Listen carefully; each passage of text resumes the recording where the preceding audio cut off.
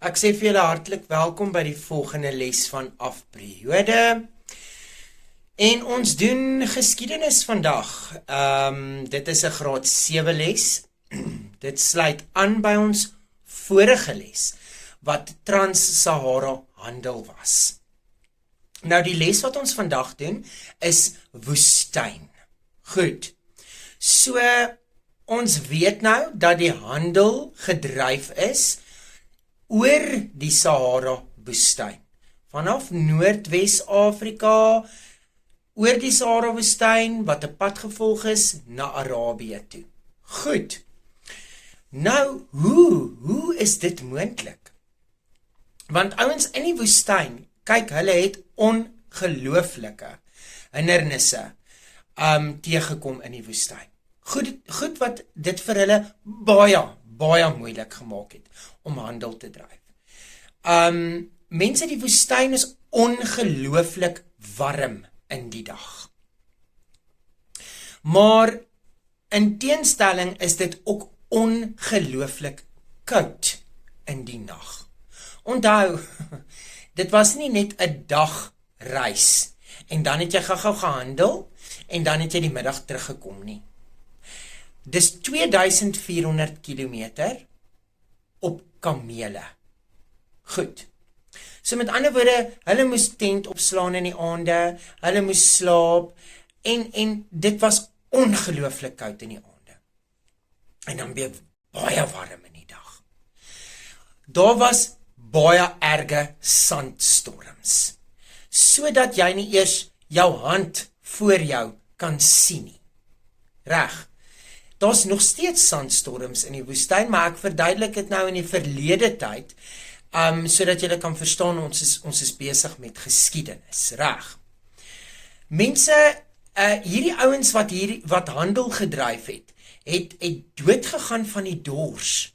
Onthou, jy moet pak vir hierdie 2400 kilometer wat jy gaan en terug moet kom. Ek meen, dis hordes water, kos, wat jy moet saam met jou vat. Jy gaan nie dit oorleef sonder om te eet of te drink nie. Hierdie mense het soos ek gesê, doodgegaan van die dors. Dan het julle ook nou al gehoor in die vorige les, dat hulle dit met kamele gedoen het, reg. En ons het baie kamele wat so reis, 'n kameelkaravaan genoem. Nou, hoekom gebruik ons kamele in die woestyn? Daar is 4 belangrike goed wat jy moet weet. Hoekom ons kamele gebruik in die woestyn? Nommer 1, kamele se voete is so geskape deur God dat dit nie wegsak in die sand nie.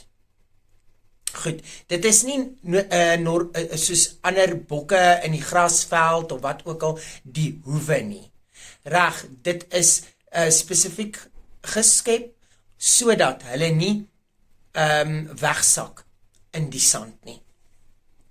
Nommer 2, kamele het lekker mooi lang oogwimpers om seker te maak dat die sand nie in hulle oë ingaan nie.